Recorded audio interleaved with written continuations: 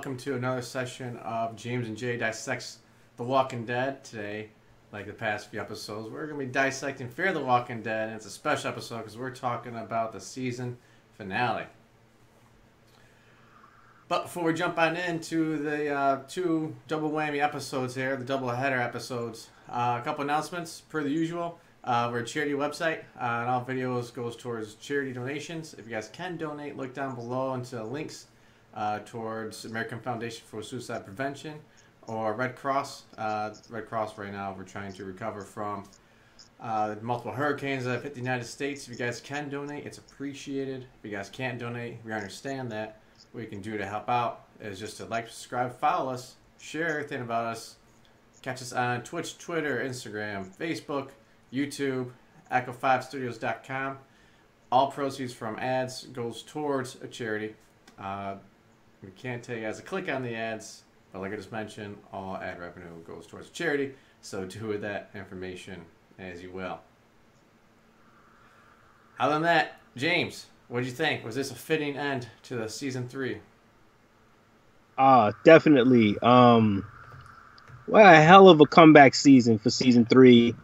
Not only was it an end of the season, and we've been talking, I mean, we're going to get into this more, but we're saying, what are they going to do? Who's the new show, who's going to be the new showrunner? And this showrunner is going to actually get a polished product to set themselves up in season 4. They don't have to worry about taking pieces of shit together and putting it together into a bigger piece of shit. They actually get to take a finished, well-done product by Dave Erickson, brilliant showrunner, and he's off. But not only do they transition to a new showrunner, they transition to the showrunner. Scott Gimple is now the showrunner for both Fear and The Walking Dead. And if this doesn't further confirm that the Whisperers are coming to The Walking Dead, and they are going to be, either Madison or Nicholas, I don't know what else does. It's just all signs are pointing to what we expect are going to happen, and it's just exciting to know this was the perfect cliffhanger compared to the season 6 Walking Dead finale. This is a perfect cliffhanger. Wow, what a way to end it, man. I really enjoyed both Things Bad Begun and Sleigh Ride. Unbelievable finish to a great season for them. I agree. I think we got a few things wrong in our predictions. I expected more deaths from some of the main characters. We don't know. That's true. That's true. We don't know. They could all be dead. It could just be medicine that's out there alive. Correct. But I just don't think they just do it off screen like that. I expected Strand to die. Daniel Salazar, maybe those two going out together, fighting each other, butting heads. Salazar did bite the bullet, but literally. Yeah, just not figuratively because he's still walking. It's a tank over there, Terminator. Yeah, that's a beast. He's a beast. Yeah. So we'll see. I guess they'll survive for another season. So good. I'm glad because I love both those characters. I love both those actors.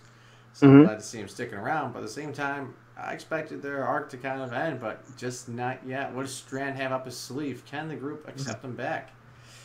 We'll talk more about that towards the predictions at the end of this episode. But for right now, let's kind of go through and give our dissection.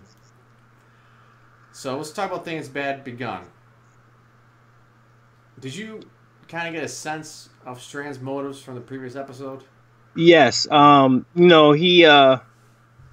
He basically he's a con man. He's a con artist. Mm-hmm. So, and he's doing everything in his power to survive. And he said it to Madison in season 2. He is a seducer of people, not just men, not just women. He's a seducer of people. He does whatever it takes to get the deal done. He's the closer. These are things that he said in the previous seasons. He's the closer.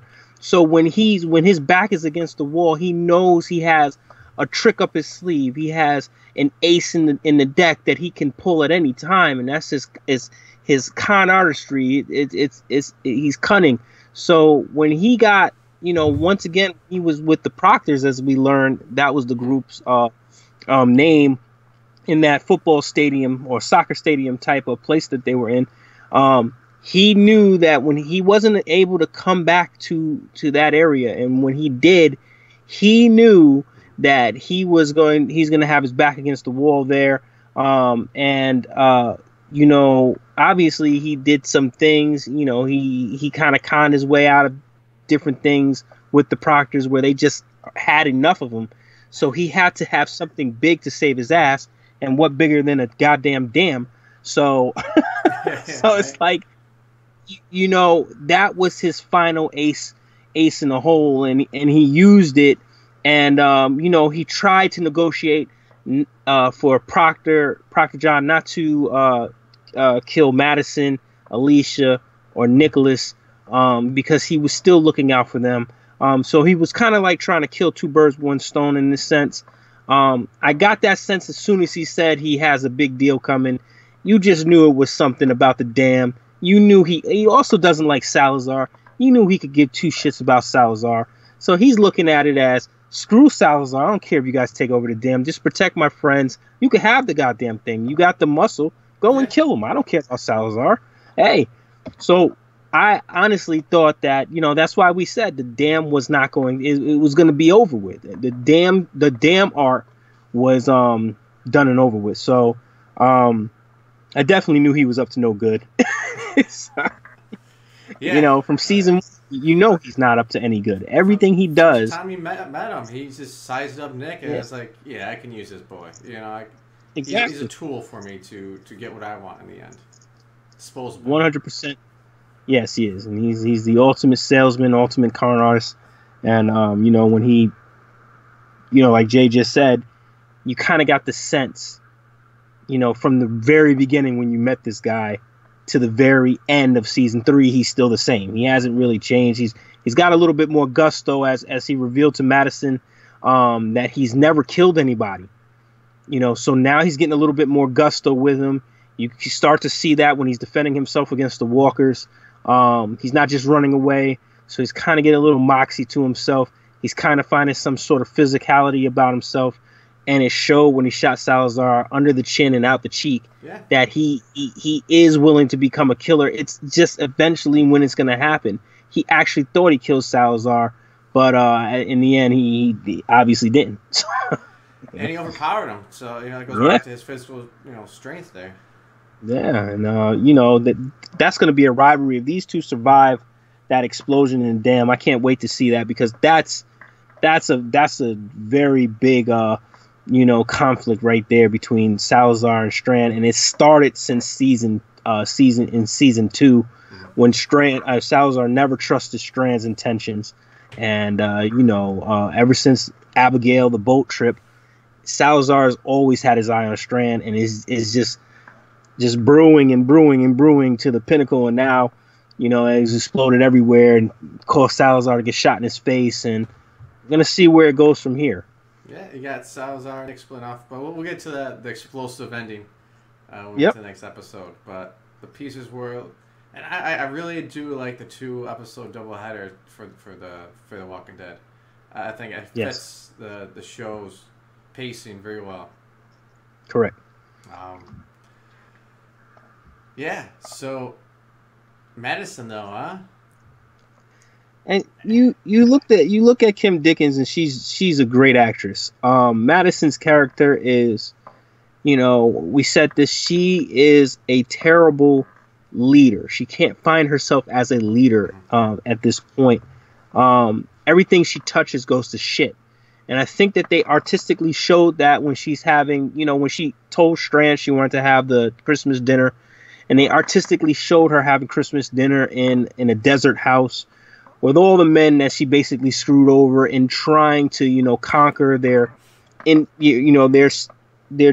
venues. You know, you had Strand on the boat, you had Jeremiah Otto, you had Troy Otto, you had Jake Otto. These are 3 personalities she had to conquer.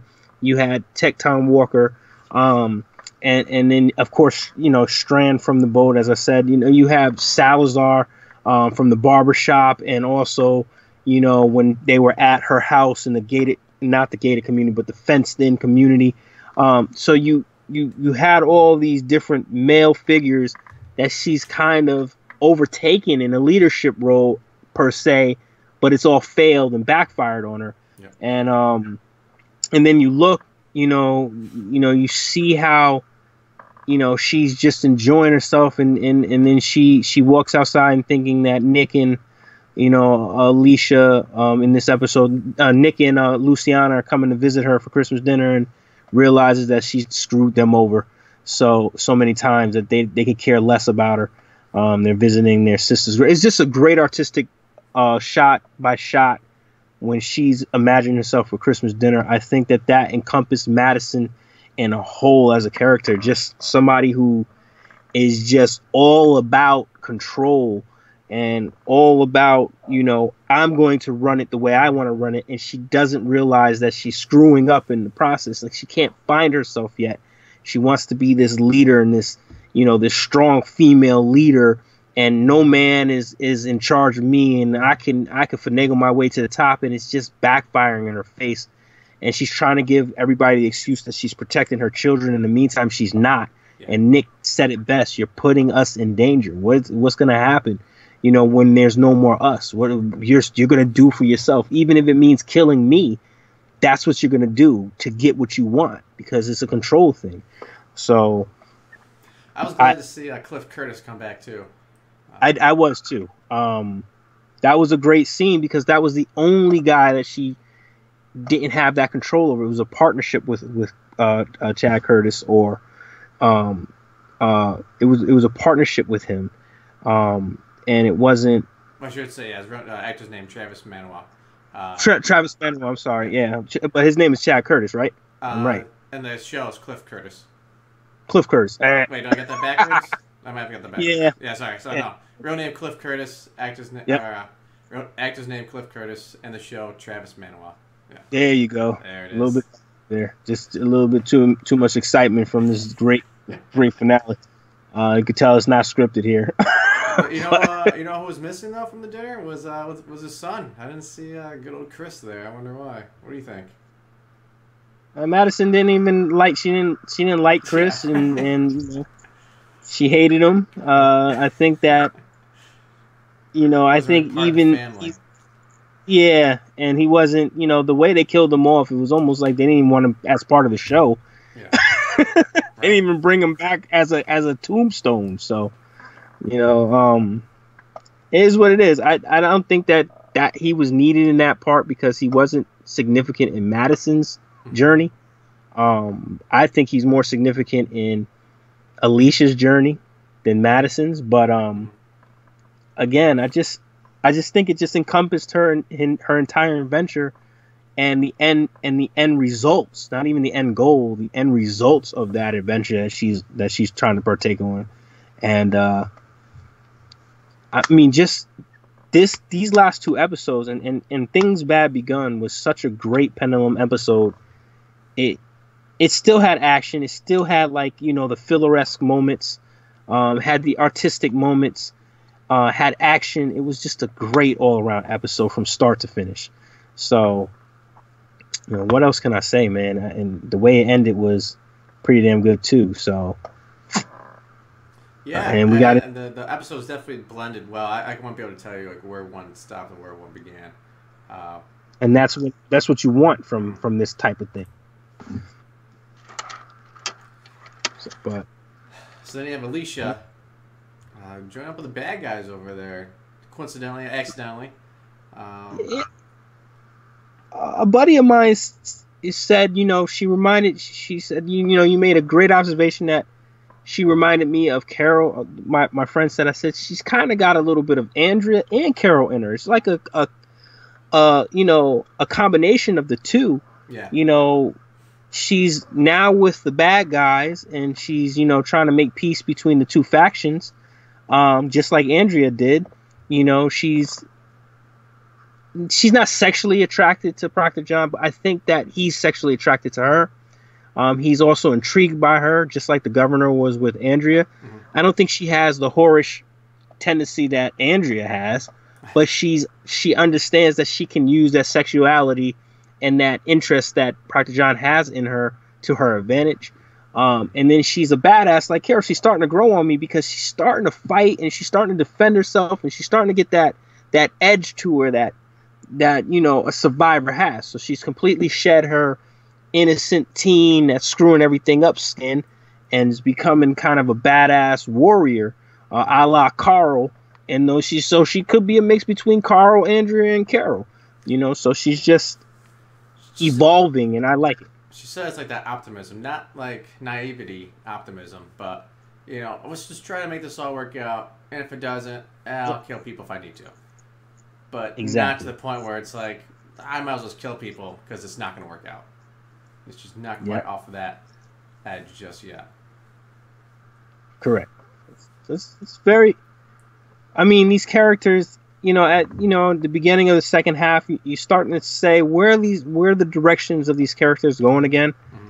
And I thought that I think that they developed these characters perfectly. And then the Troy story, you know, Troy coming out and saying he was the reason the herd, you know, attacked the reservation, and Madison hitting him in the head with a hammer, maybe killing him, maybe not.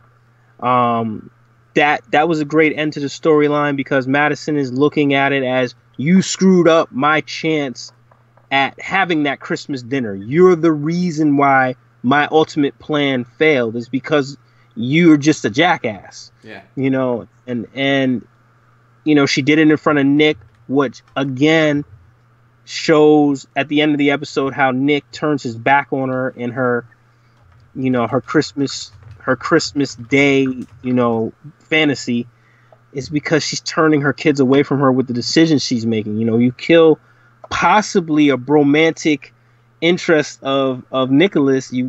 He thinks you killed the guy. That was his best friend in his mind, you know, like a brother to him, and you killed them.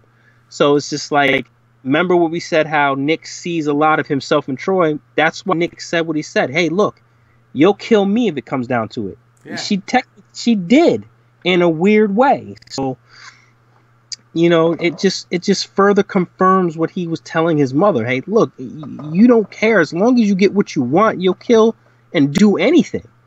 And he was right in a way. Yeah, that's tough. You know, and he had the.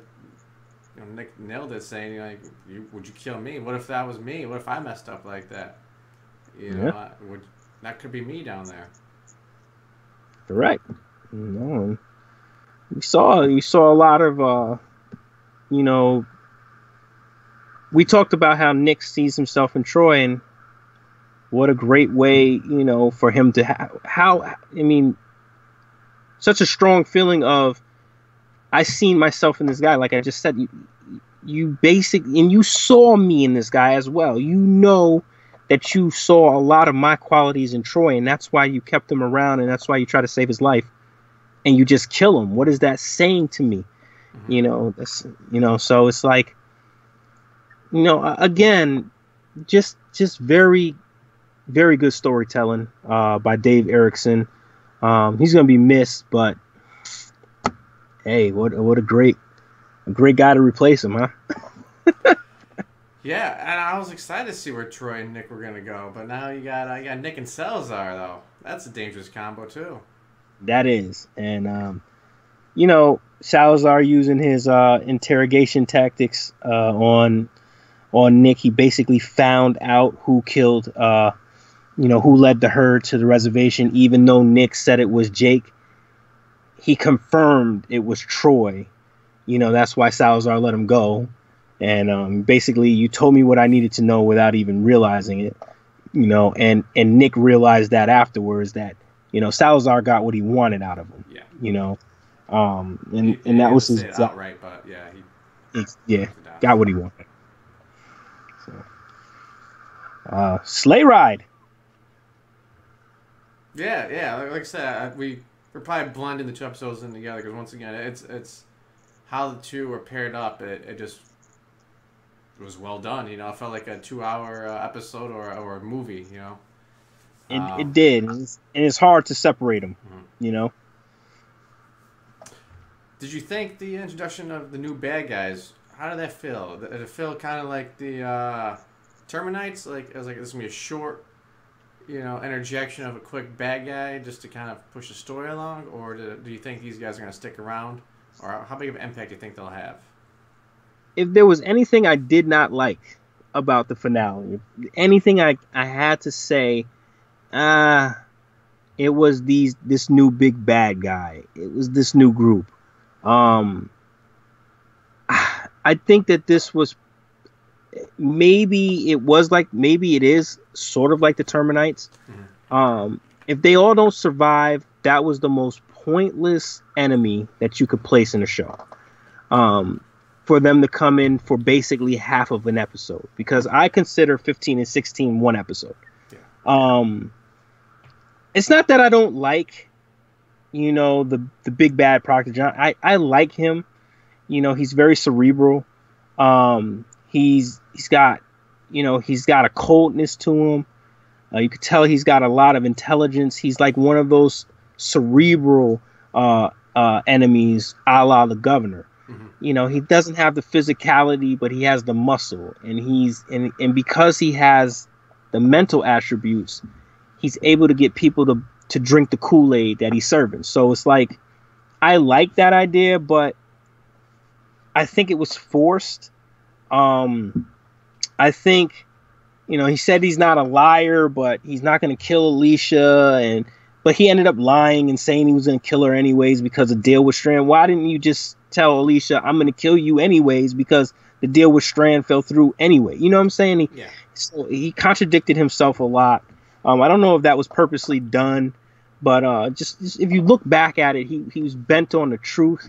He really wasn't truthful to Alicia. You knew that the deal with Strand wasn't right. You know what I'm saying? And you promised Alicia that you would spare her mother. Now you're going to kill everybody, and you're waiting too long to kill Nick. They could have picked him off and shot him. They all get killed by the sniper. Nobody's shooting Nick. Come on. Nobody shoots Salazar. Nobody shoots Strand. It was just too much of a new bad guy and then too little of a new bad guy. And for all that, this new bad guy can disappear after this episode. So I thought this was a little bit forced, and it was the only thing I didn't like about the finale was this new big bad that they said, and they kind of like interjected him. That's just me. I had to find one flaw, and that was it. I don't know. So we'll see what happens with him, I guess.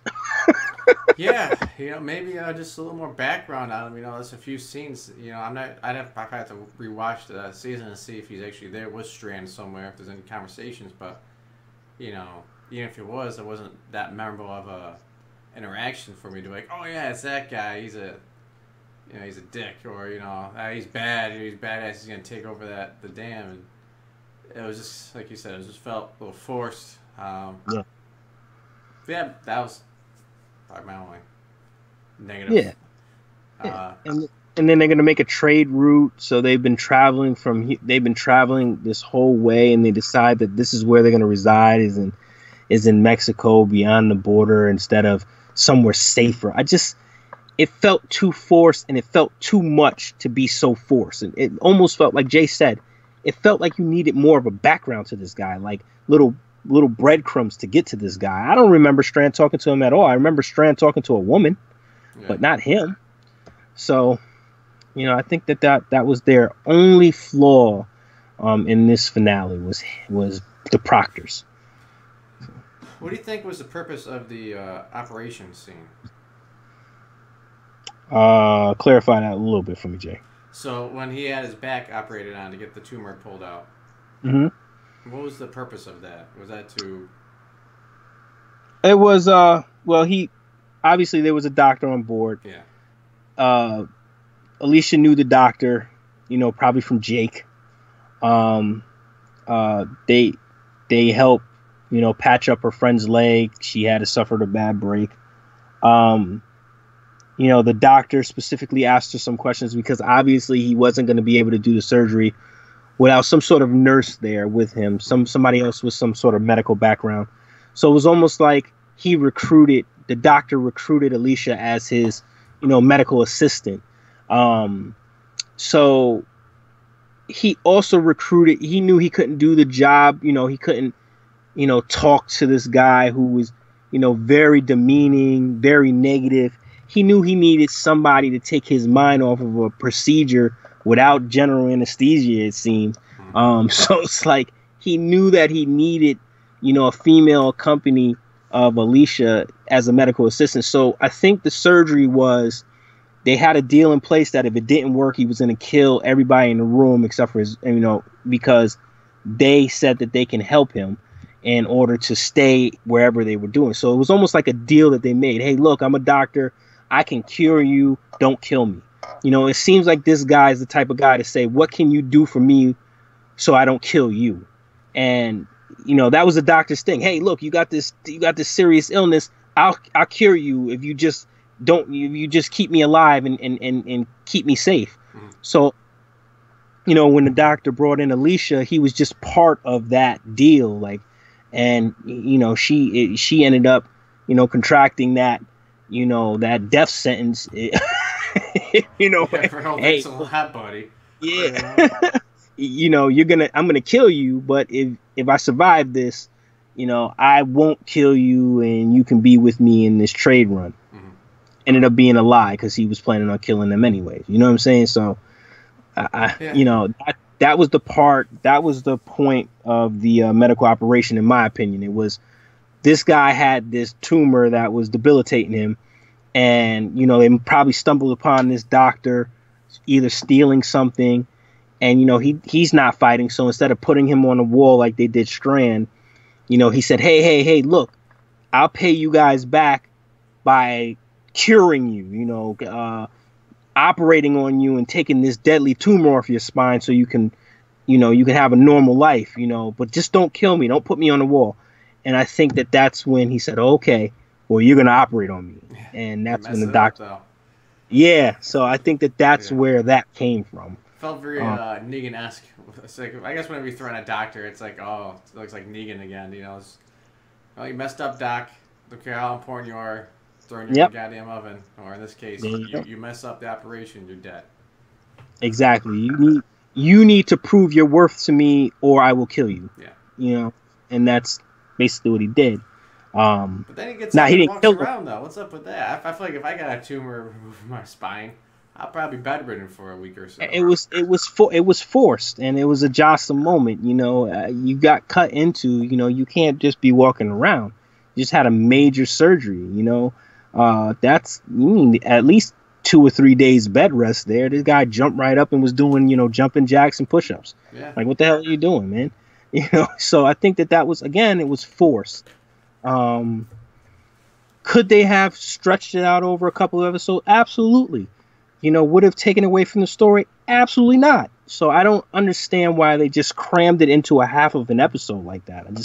I have no idea why they did that.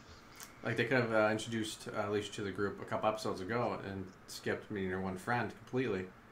Correct. Because her friend basically served as the catalyst to meeting the group. Correct. So it is what it is. Like I said, I still enjoyed it. Like I said, this is a cliffhanger that was done perfectly. It was perfectly executed. It wasn't. Somebody had the detonator and you don't know whose hand it was, and then it's cut to black. It was perfectly executed, and you now are saying who survived this group. Well, you do know Alicia. I mean, you do know Madison, Walker, and Crazy Dog survived. But what about everybody else? And that's a good way to end it. Well, you at least got Madison. She's the star. What about everybody else? Yeah, and it seems to be a decent, Nick and Daniel seem to be all right. And everything's kind of collapsing around them, but they seem to be hobbling away. You have the rest of the proctors that seem to be escaping as well off the other side. Strand, I'm assuming, went their way.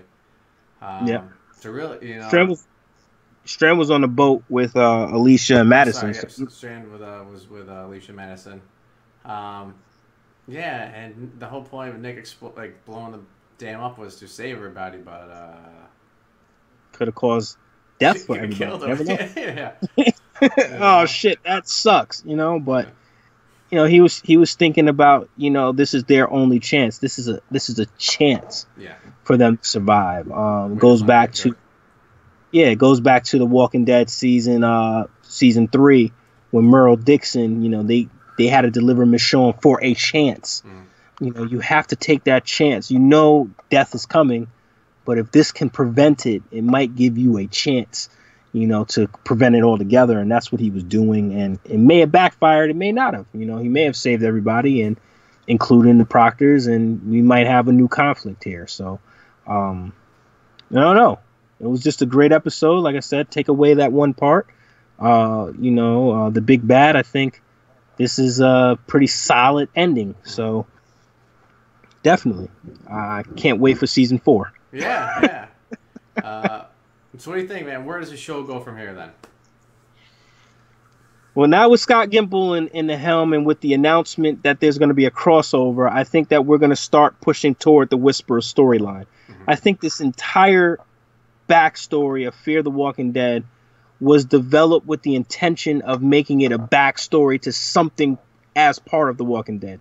I think that they had to let the show play out to see how good it was going to be. So I think that they labeled it as just, a separate side show of The Walking Dead, just in case it didn't pan out so they can end it.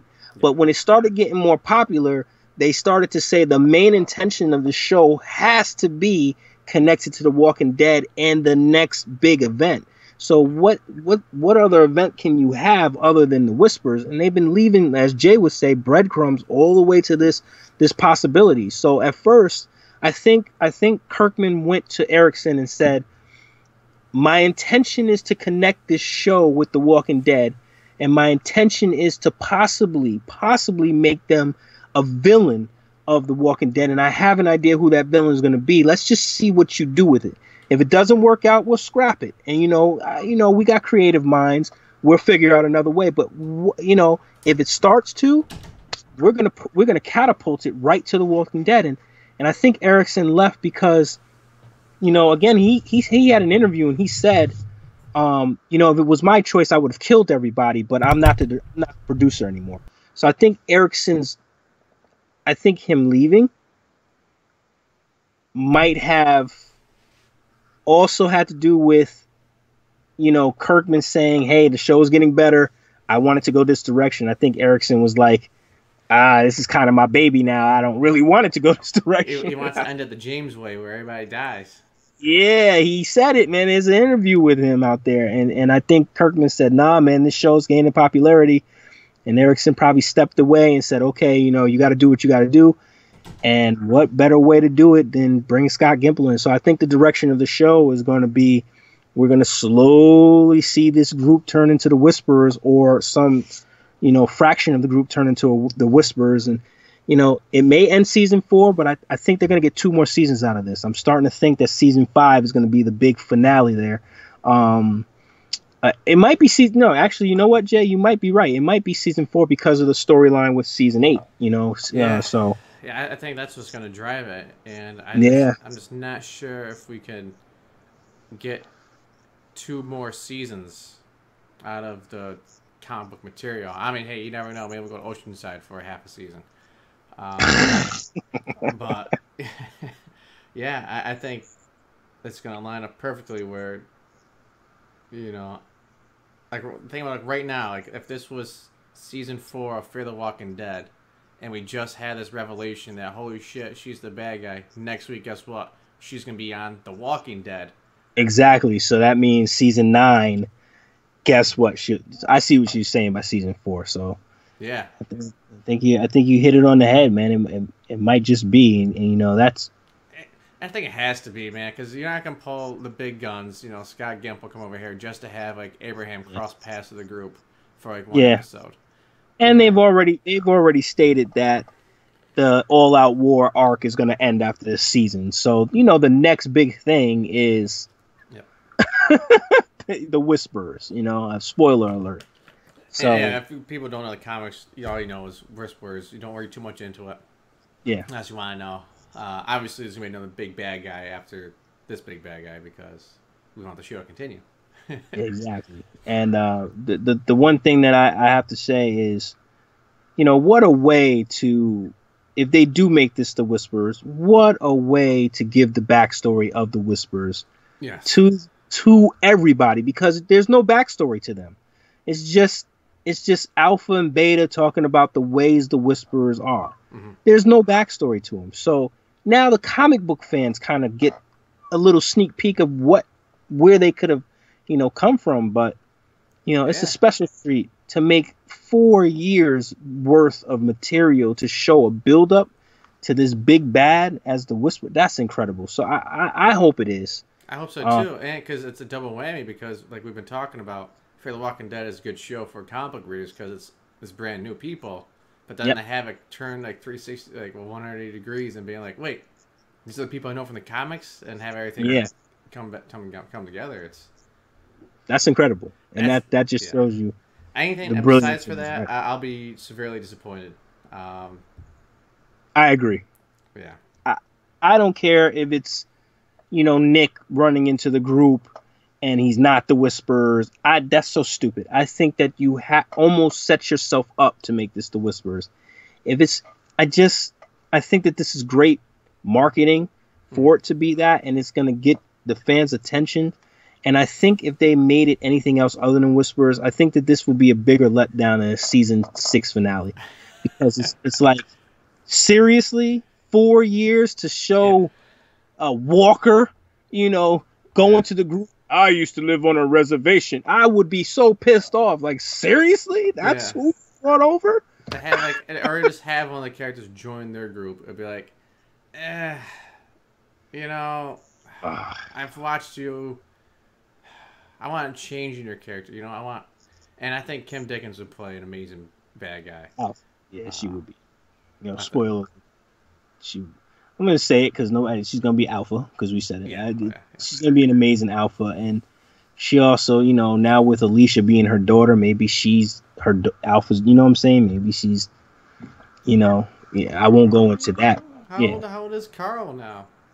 They're going to have a time jump, they said. So Carl might be, they might have to catch up with him in real life. He might be 17, 18. Yeah. And in the comic books, he's about that. So and Alicia was still in high school when this all started, and it hasn't been that long.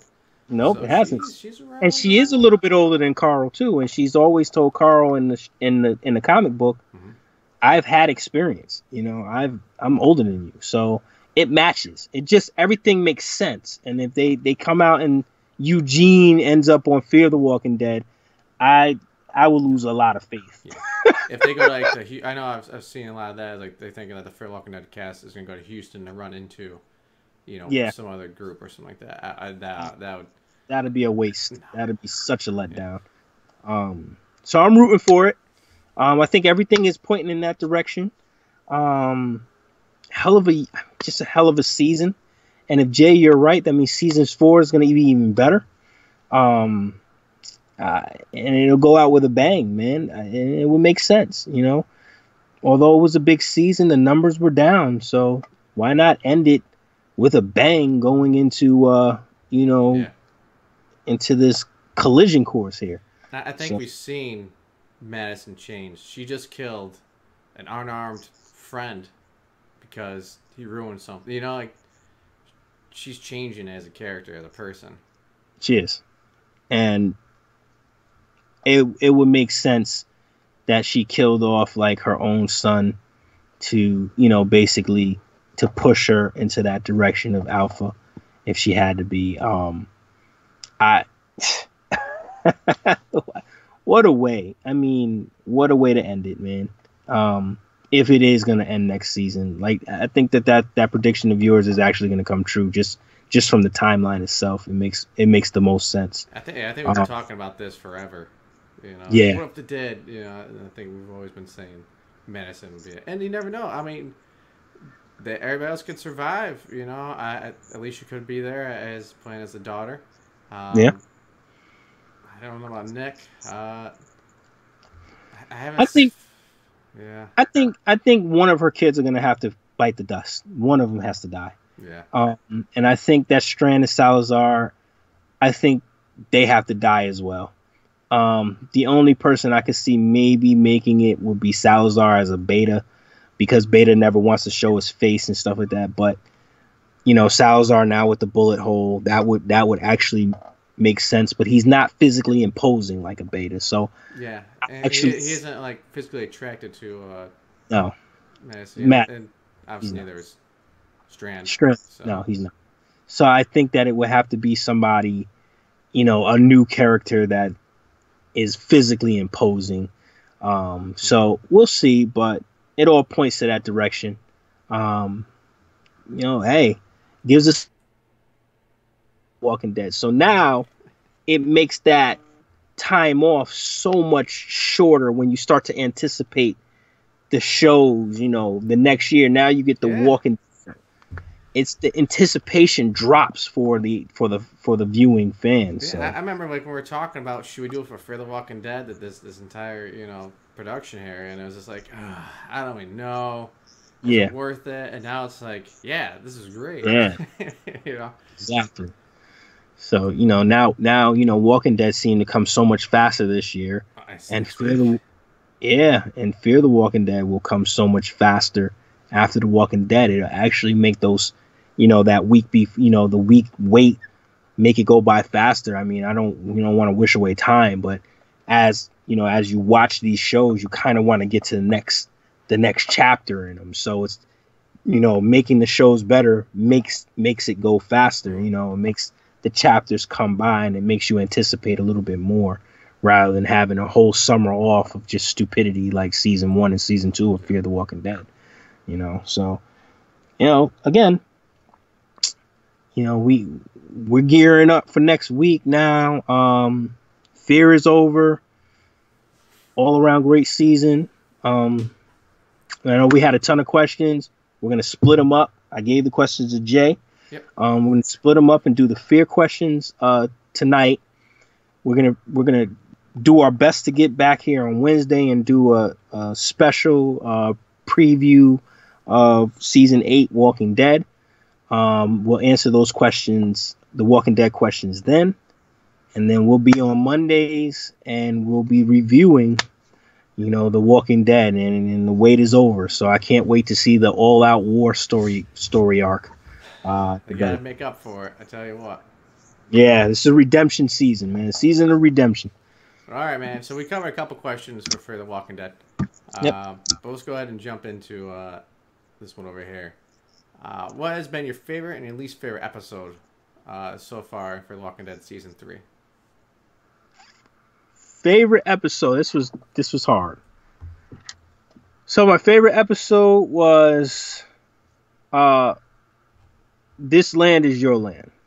I think that I could have picked Brother's Keeper or this one, or El Matadero, or Eye of the Beholder. I'm going to pick This Land Is Your Land as my favorite episode because it had everything you wanted in a zombie episode. They were trapped inside of the food pantry. You had the herd attack. Now the zombies are scary again. They were running against time with the action. You had a zombie bite on the main character. You had several deaths. You closed out a storyline. Mm-hmm. You had Madison come to the rescue, but the group separated again. You had, you had Troy and Nick's storyline develop a little bit more. It was just a complete episode to me. It was like, what a way to set up the final 3 episodes of the final 2 episodes of the season. That was my favorite over the premiere, which was a close second. My least favorite, was Minotaur, and the reason why I just felt that they had such a strong mid-season finale. I really think a show I know you have to start off somewhere, but what a way for a show to come back if they came back with a really strong episode, especially a show like Fear the Walking Dead that, what has such a strong season. Why not hit us with a huge episode following up with, because it's rare that, you looking at the Walking Dead history, it's rare that you get two really good episodes, mid-season finale and then the mid-season premiere. It's always a slower episode in episode 9. But when you do have the strong episodes like season 5, they had the really strong, mid-season premiere where Tyrese died. And then season 6 had the really strong mid-season premiere where they were in No Way Out and they had they defended Alexandria. Why not do that with Fear instead of looking at what made The Walking Dead weak in a way? Yeah. They kind of, emulated that. And I didn't like Minotaur because of that. So that was episode 9 was my least favorite and episode 13 was my favorite. That was a good one. I'm going to go way back and say episode 4, titled 100, that Daniel Salazar is kind of coming up over there. I like that. Yeah, that was a Morgan-esque type episode. So I agree with you, Jay. That was one of my favorites too. I just like 13 better, man, just because I'm a classic, zombie fan. Oh, man. Yeah. It felt like a bottle episode, but a golden bottle episode. Yeah. It felt different, but it felt familiar. Just like I said, this is setting and everything of classic zombie movies. Yeah. But I went with 100 just because characters like Morgan and actors like Lenny James and Ruben Blades can carry an episode like that, and they can so much emotion to it. Agree. That was my favorite bottle episode of the entire series. I will say that. It was my favorite bottle episode 100 of the entire series. So I will give you that. Nothing else compared. No other bottle episode this season or last season or season 1 compared to this one. Do you have a favorite or least favorite character or moment for the season? Did you have a least favorite episode before I get into that? There's some like on the ranch, like when the party was split, Madison and Walker were gone, and Nick and Alicia were back on the ranch. That felt, a little plotting along there. Yeah, I agree. Was it Children of? No, that was a missing. It wasn't 7. Was it Burning in Water, Drowning in Flame? No. Was it Red Dirt? I can't remember. It was a forgettable episode. Yeah, it was like when they're just about to like run up on the Native Americans with no guns or anything, but they had all the guns, and it was like, oh, that's the unveiling. I know what you're talking about. Yeah, I didn't like that one either. Some of them kind of blend together. I just that kind of storyline I just didn't. No, that was the Diviner. That was before. No, that was the Diviner. That's when they killed off Jake. Yeah. Was that the one you're talking about? I liked the killing off Jake. It was earlier on. I'd have to rewatch it and tell you exactly which one. Okay. Overall, even if it was my least favorite, I thought all the episodes had potential. I wouldn't rate any of them horrible or bad. Good, but some better than the other ones. I get it. I got you. And I think that was the unveiling. I think I was right in the first one because I remember that one now. Go ahead with your next question, Jay. Characters and moments. Do you have any standout moments? You stole it from me. Danny Salazar's coming out party, man. Episode 100. That was, like Jay said, you can argue that was the best episode of the season. It was definitely the best bottle episode of the entire series. Coming out moment, can't beat it. Salazar episode, all in Spanish, unique. Yeah. The title, unique. Salazar, showing that he's an assassin, that he's a former interrogator, I should say, and then coming out and showing he has a heart and saving the dam for the people. Just a brilliant episode, and it was a Morgan-esque type episode, so everybody knows how much I love Morgan. So to me, that was the coming out party, and that's why they brought Salazar back, because everybody thought he died. Mm-hmm. And when they brought him back for episode 100, that was incredible. I agree. So the next question is a good one. We're comparing here. We talk about comparisons between Fear the Walking Dead and The Walking Dead a lot. This one,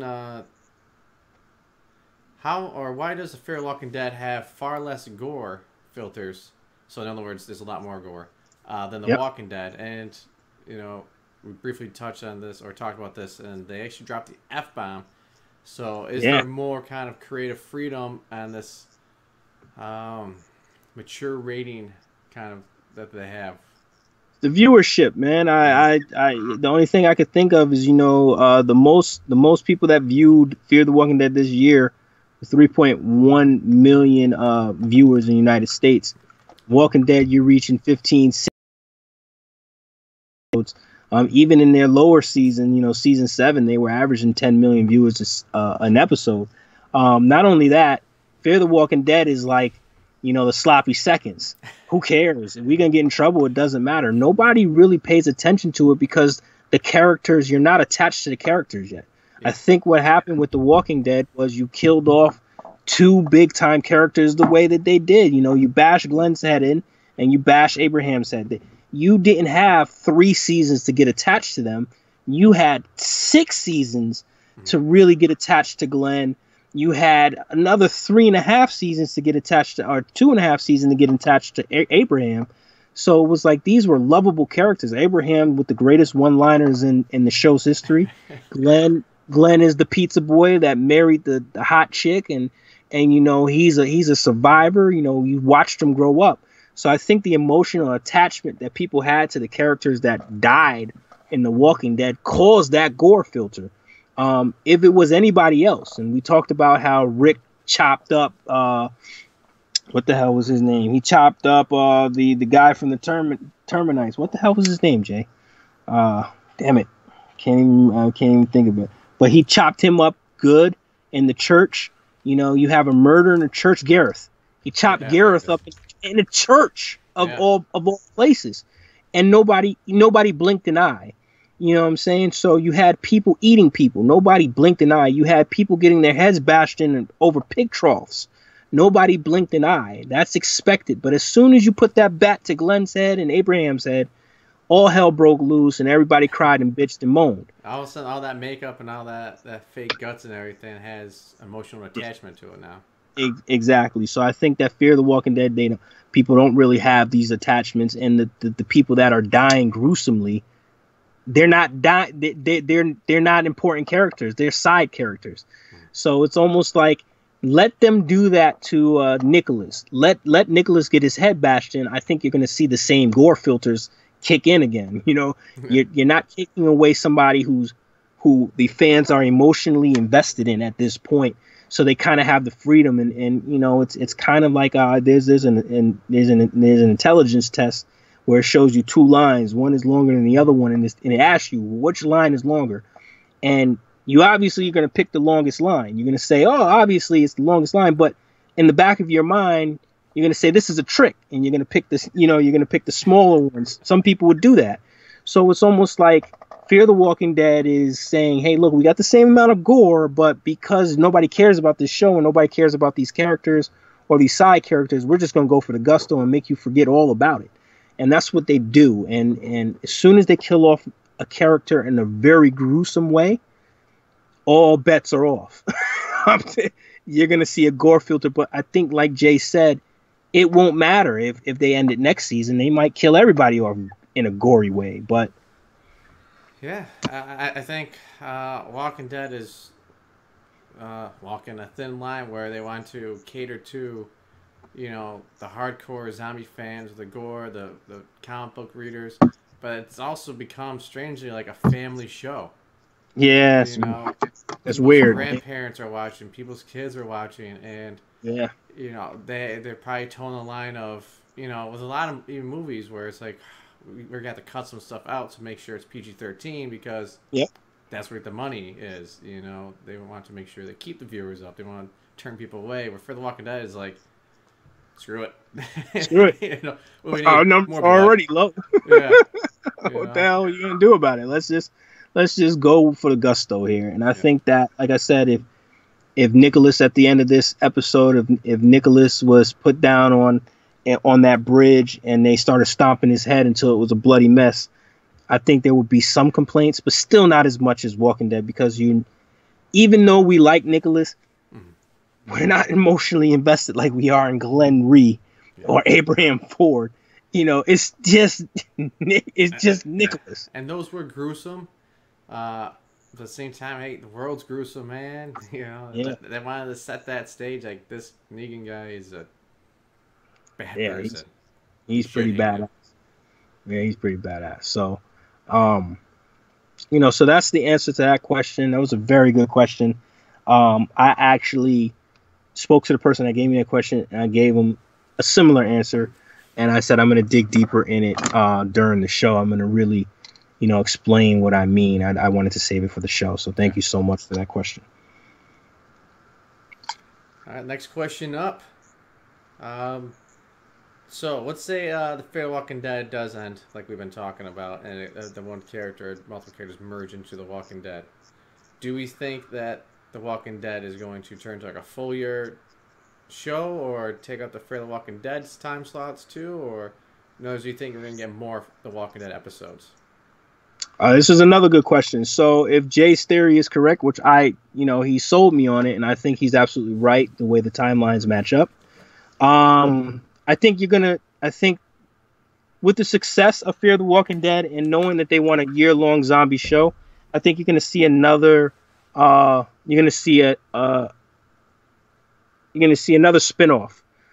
It's going to be something different, but I think the two shows will merge into one. I don't think that they can make the show a year long. I think that they do it, the episode, TV shows, they run in a certain time period, I think they used to call it Super Tuesday or whatever they used to call it back in the day, where all the fall premieres happen. Walking Dead is part of a fall premiere.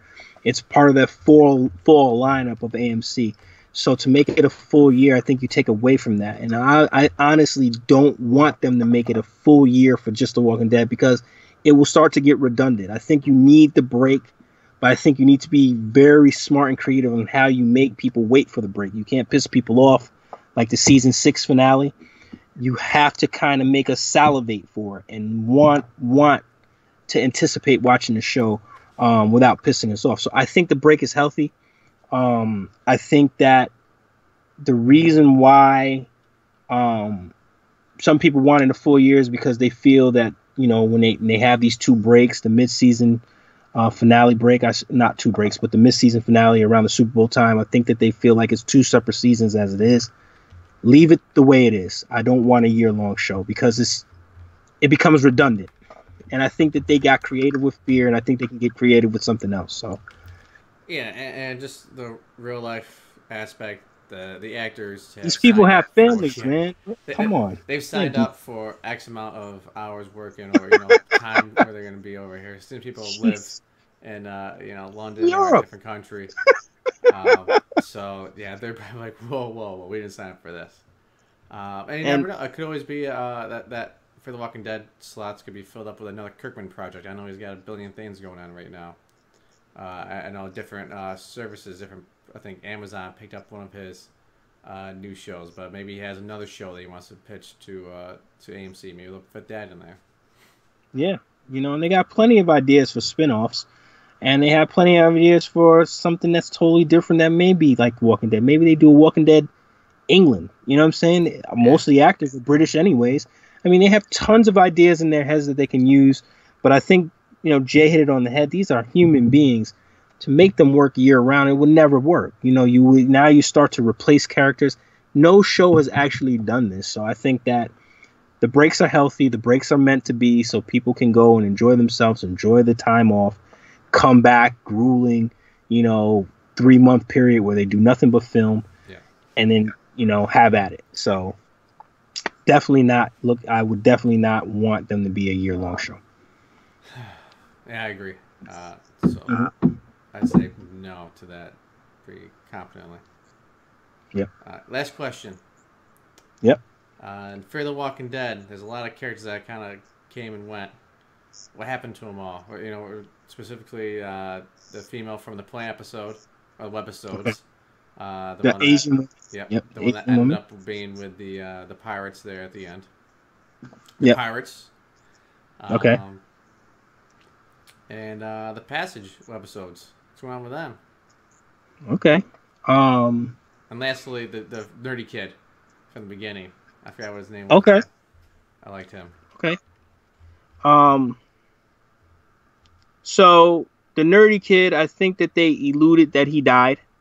I think that in season one, when the military came in, Tobias. uh, Tobias. Yep. I think in season one when the military came in, and they're trapped in their house, and I think Travis is looking out the window at, I think it was Chris who saw, the glitter of light in the distance. I think that was Tobias. And I think when Travis saw it and then saw the soldiers go in and shoot him, I think they were alluding to Tobias being murdered by the soldiers. That's my opinion, because he was going to the outskirts and he was always crafty and he was always trying to warn people. He was warning Madison. You got to read between the lines. So he was warning Madison that something bad was going to happen the whole time. And he's trying to alert people that he's there. So he's very crafty with that. And he's, intuitive. And I think the military killed him. So Tobias, I think, is dead. The woman on the raft with the boy, she was in the prison cell when Travis was in the prison on the boat with the pirates. I don't know what happened to her and the pirates, lumped into one. Maybe they're still on a ship somewhere. Maybe the ship was overran because, the pirate, the leader of the pirates got bit on the arm. I don't know. I think that was a drop ball moment there. Just for her to come in like one episode and then a webisode, I think that was a drop ball moment. They had plenty of those in season 1 and 2. Again, I think season 2 on the boat was a waste of time. So I wouldn't mind them getting rid of that pirate storyline completely, because it was just, I didn't like it at all. Unfortunately for the Asian chick, that was a pretty good character on a plane. They put her in a big pile of shit on a boat. So I think that was a waste. But that was a good question. My answer to that is I hope that they sail far away and never come back, because it was terrible. Bye. Yeah, it just happens sometimes. Like with Walking Dead, you got the Morales family. They're gone. Yeah. You don't know what's gonna happen. And I think that it was just one of those things where they just got left in the dust, and I think it was a storyline that was just a drop ball moment. I think that they wanted to scrap that whole ocean thing. It was just stupid. It was the most ridiculous thing I've ever seen in my life. I'm not. If I'm swimming, I'm not scared of a floating zombie. I'm just not. I don't care. I'm going to swim around. It can't move. Yeah. The ocean's a large place. You can just be like, well, we're exactly. going to move. Scared of sharks, not goddamn floating walker. Right. So, the other one, The Passage, we don't know what happened with The Passage yet. Again, maybe it was just a webisode, like, torn apart for The Walking Dead. Maybe it was just a random webisode that they just made. But then again, why did they end it the way they did? So, maybe we'll see more of that in a season 4. Somebody said the black woman that's with Alicia was the same one in The Passage. I think they're different. May have been the same one, but I don't think so. I think that they're different. Yeah, I didn't see any connection there as far as what I read or anything like that. No, it was no connection. And the black woman in The Passage was also with a Spanish woman in The Passage. Both characters obviously they're nowhere to be found. So I'm gonna go out and say maybe it was just a webisode showing the underground life in Mexico. I don't fucking know. I expected them to show up at the dam, just following the Me too. pipelines and everything, but we don't know what happened to Luciana either. She came back in the finale in a dream sequence type of thing with a baby, but is she really gone? Is she gonna come back? I would think that Luciana would be a bigger drop ball moment. If they just let her go and we don't hear anything about her, I think that's ridiculous. So I think Luciana is the only character that I'm looking forward to seeing again. But how are they going to tie her back in? They're just going to randomly cross paths with her somewhere in the middle of the country or something? It's... Well, then if that's the case and you put 2 and 2 together and know Luciana's still out there, Nick survived. Yeah. Okay. So, at least Nick survived. Yeah. There you go. We'll see. I think the Pirates, that's done with. I can't imagine. And also, if we're assuming that James and I are correct here, this is the last season, you got to start thinking about where you want to start putting the stuff into the episodes. Is it worth, seeing the pirates? Yeah. And, I don't you care can't about just them. bring them in or do a little flashback to them and be like, oh, this is them. This is them being eaten. Honestly, I wish we did do a flashback of the whole boat taking a Titanic moment and sinking, and then never talking about it again. Well, Men in Black moment and be like, this never happened. Yeah. This Men in is Black. season 2. We just started halfway through season 2. Yeah, why don't we just go back to season 2 and put everybody back on a boat? Right. Great. Passage, I assume we'll see them just because of what they use for the other people. But we'll see. And at the same time, the characters are interesting, but I don't think it'll make or break the show. No, not at all. So I think Luciana, if you leave her be, I think that would hurt the show, because that makes no damn sense to let her go, especially if you're going to bring her back in like a dream sequence. It's almost like teasing the fans that there will be a romance between Nick and her again. And I don't think there should be. Like, I think Nick being husbandy to her was boring. We don't like drugged out Nick. Yeah. Give me Fear and Loathing in Las Vegas, Nick. Yeah. Yeah. I hear you. I agree. The Nick going through withdrawal phase is much better than a Nick that's trying to have a bromance with Troy. Yeah. We don't want to see him with his shit together. No. I don't, because you know me, I want to see everything. It's a negative show. It's a horror show. I want to see the worst of the worst. I like a feel-good story, but in reality, I kind of like it where everybody thinks they survive, and then when everybody's walking away, you see like somebody has a bite mark on their neck, and you're like, oh shit, nobody's gonna live. You know what I'm saying? Like, I love that. Like, I would love to see, at the end, a perfect ending to this, if they didn't go the Whisperer's way, would be Madison hugging Alicia and Nick and saying, we made it. We all survived. And as she's walking away, she has a bite mark on the back of her neck. That would be incredible. Or Nick has a bite mark, or Alicia and Nick have bite marks. Everyone does, and they're just like, well, we're screwed. Except for Madison, and then it just pans to black. Like, it's not okay. It's not a feel-good moment here. And that's the point. I know people will be like, this guy's sick. No, it's art. You know what I'm saying? When you watch, I said it before in The Walking Dead, if you watch, somebody actually said that to me, and it irked me. They said, why would you be so morbid? Why would I be morbid talking about a show about dead people? It's apocalypse, man. What the fuck? Why would you be... Think about that phrase. Why would you be morbid talking about dead people? What? It's supposed to be dark. It's like, if someone, like, I keep going back to The Road. That's the most depressing movie I've ever seen. It is depressing. But it's like, shit sucks when it's apocalypse. It's not realistic. You can't survive it. No. So in a horror movie where endless amounts of herds and hordes of zombies are coming, there's no end to it. It's an endless virus. So it's just like, there is no cure for it. George Romero was a genius when he used to say it all the time. There was no beginning and there's no end to this. It happened. It's going to continue to happen. You're going to survive as long as you can, then you're going to perish. Yeah. It's continuous. So when you have a horror movie like The Grudge, it's a curse. Nobody can, break the curse of The Grudge. It attaches itself to you until you die. That's a horror movie to me. You don't want to see the good guy win in a horror movie. You want to see the good guy win in a romance comedy or in a cartoon like Kung Fu Panda. You don't want to see the good guy win in these horror movies. You want to see the bad guy win. That's a true horror movie. So when I think about feel-good moments, I don't want any for Fear the Walking Dead. I want Jay to be 100% correct. I want to be 100% correct. I want them to turn into the Whisperers, and I want them to go at Rick.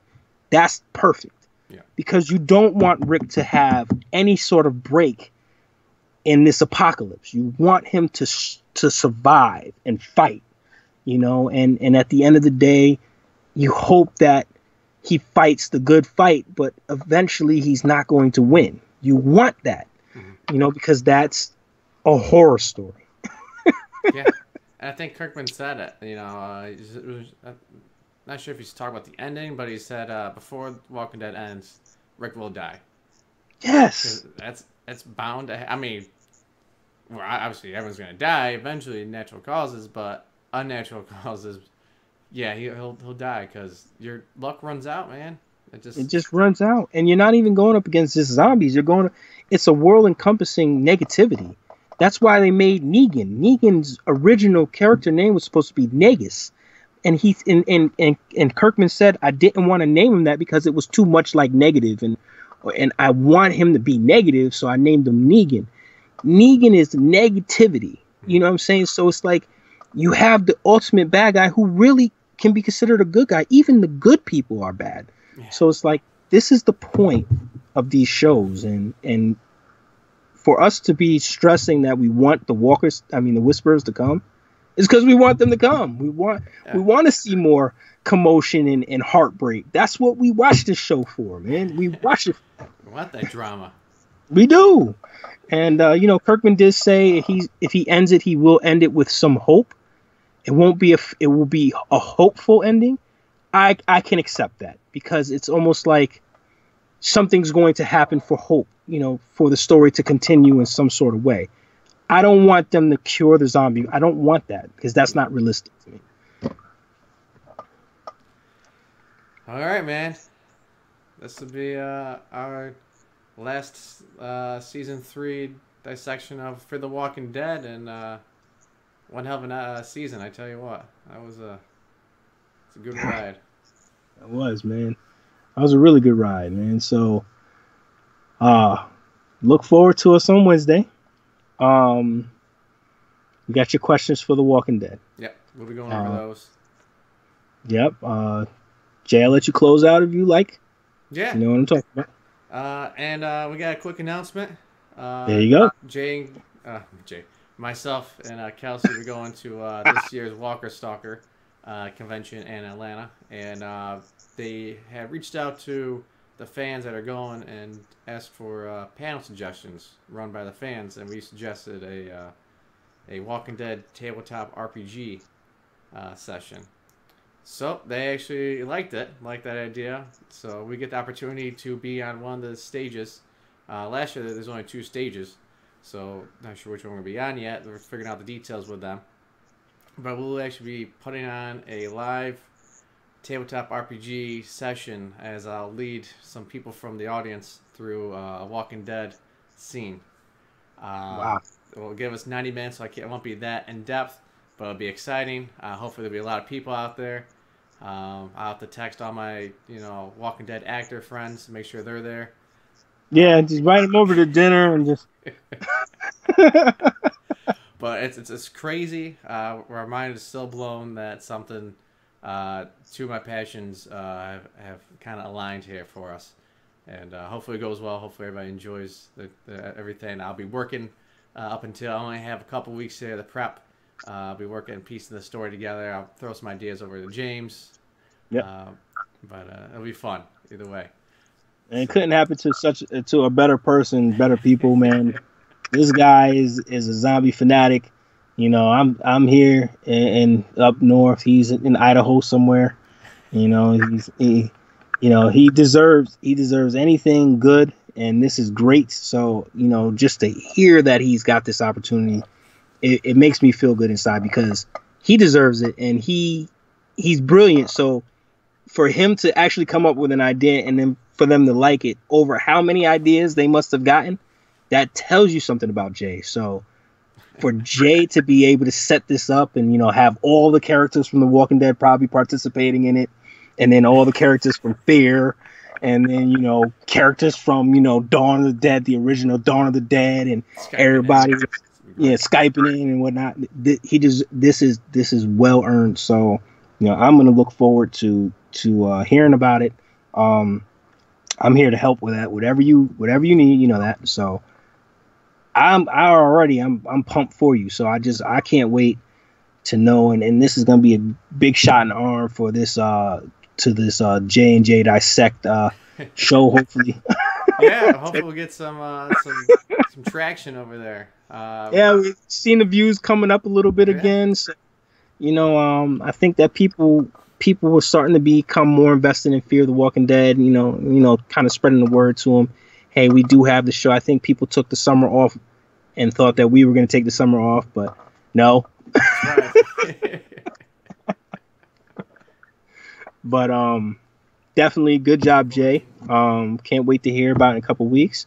I'm here. I'm going to be throwing ideas at you, and make us proud here. Make all of us proud, and have the fans who stuck with us before we do end up getting big. The fans that stick with us now can say, hey, we like them when they were just bullshitting around. Right. It was just an idea. Yeah. Yeah. I know, man. That's huge. That's huge. We're excited. We'll keep you guys posted as far as time if everyone who's watching is able to go. Well, like I said, once we know more information, we'll let everybody else know. There you go. All right, guys. Thanks for watching, and hopefully we'll see you guys Wednesday for our Walking Dead Season 8 kind of preview. Other than that, once again, thank you. If you guys can donate, please donate down below. If you guys can't donate, we understand that. You can always help us out by liking, subscribing, sharing. Blast us on your social media walls. Send a link to all your buddies. We're on Facebook, Twitch, Twitter, Instagram, YouTube, and of course, you can always find us on echo5studios.com. There you go. Have a good night, everybody.